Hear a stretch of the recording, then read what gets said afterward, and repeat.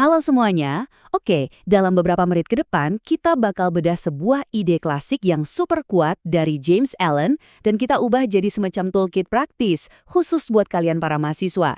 Tujuannya buat nunjukin gimana cara nguasain pikiran, itu bisa benar-benar ngebentuk takdir akademik dan juga pribadi kalian. Pernah nggak sih ngerasa gitu? Rasa cemas pas mau presentasi?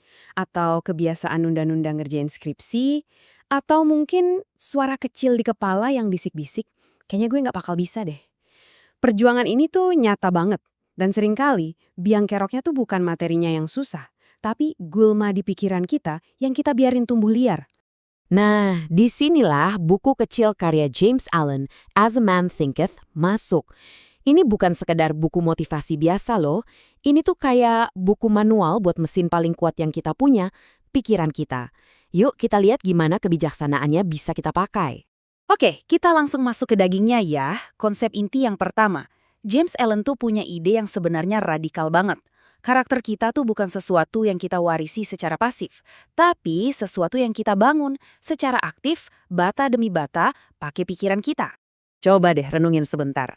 Setiap tindakan kita, mau itu mutusin buat begadang belajar atau malah nge-binge series, itu semua asalnya dari satu benih pikiran. Di psikologi kognitif, ini pas banget sama model kognitif perilaku. Pikiran, gila, materi ini susah banget, itu memicu rasa cemas, yang akhirnya bikin kita nunda-nunda. Sebaliknya, pikiran, oke, gue bisa pecah ini jadi bagian-bagian kecil, itu memicu rasa mampu, yang mendorong kita buat mulai belajar. Nah, tindakan yang diulang-ulang inilah yang ngebentuk siapa kita. Jadi pertanyaannya, kita lagi ngebangun karakter yang kayak gimana nih? Karakter yang disiplin, tangguh, dan keren, atau karakter yang gampang goyah dan gampang nyerah? Semuanya tergantung sama kualitas pikiran yang kita pilih buat kita pelihara terus-terusan. Kita arsiteknya, dan pikiran kita itu ya bahan bangunannya. Sekarang kita pakai analogi yang keren banget dari buku ini. Coba bayangin pikiran kamu itu kayak sebuah taman. Taman ini bisa jadi taman yang subur dan indah atau dibiarin jadi semak belukar. Perbandingannya jelas banget. Kalau kita nggak sengaja nanam benih-benih pikiran yang bagus, kayak fokus, disiplin, percaya diri, otomatis yang tumbuh itu gulma. Benih keraguan, ketakutan, dan kemalasan itu bakal ngambil alih. Dan hasilnya ya kebingungan dan hal-hal yang nggak kita pengenin. Nah, di sini nih, teorinya jadi nyata banget.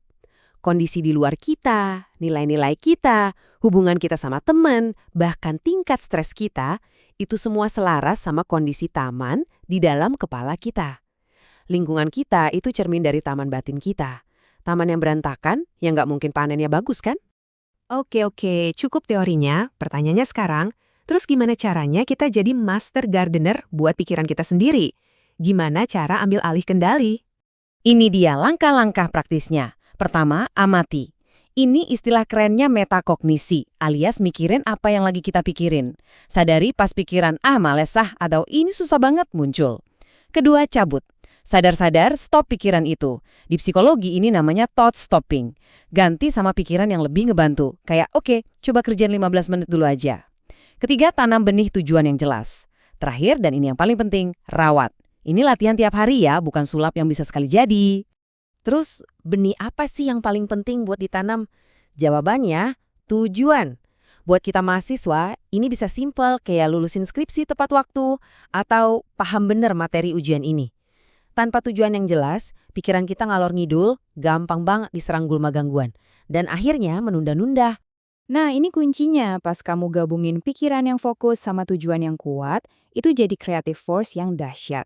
Inilah bedanya antara cuma sekedar pengen lulus sama bener-bener nyusun strategi dan ngejalanin rencana belajar yang efektif. Anggap aja ini panduan buat ngenalin jenis-jenis gulma.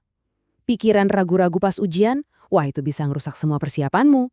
Pikiran males pas ya tugas numpuk, itu resep jitu buat gagal. Mengenali gulma-gulma ini adalah langkah pertama buat mencabutnya sampai ke akar. Oke, sekarang kita lihat gimana berkebun mental ini bisa ngasilin panen yang beneran nyata. Ini bukan cuma soal merasa baik, tapi soal mencapai sesuatu yang konkret.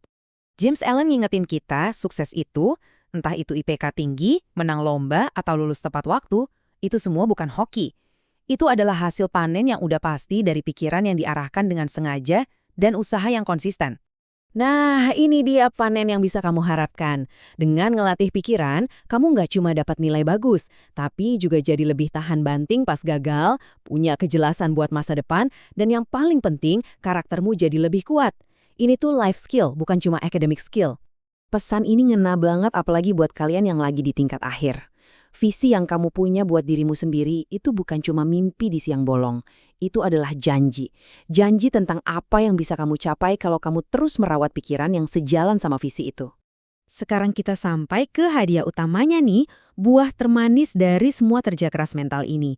Ini bukan cuma soal prestasi, tapi soal mencapai keadaan di mana kita punya kekuatan yang tenang dan seimbang.